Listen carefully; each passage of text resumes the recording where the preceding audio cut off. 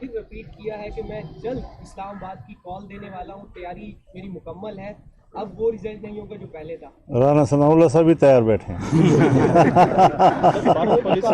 Foreign policy हकीम सनाउल्लाह साहब इलाज करने के लिए बिल्कुल बैठे हुए हैं। इस्लामाबाद को चारों तरफ से घेरने की भी बातें की जा रही हैं। इस्लामाबाद को हजरत ऐसी बात करें कि जो जिस पर हमें भी ज़मीर कहे कि कुछ कहना चाहिए। कहाँ ये तितलियाँ, कहाँ ये मखलूक कि वो वहाँ पर आएंगे।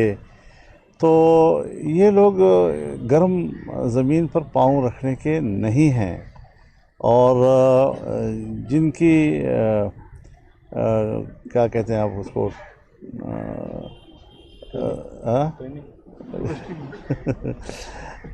पाँव के पिछले जगह क्या कहते हैं जी? एड़ी। जिसकी एड़ियाँ जो हैं, जिन लोगों की एड़ियाँ उनके गालों से ज़्यादा नरम हों।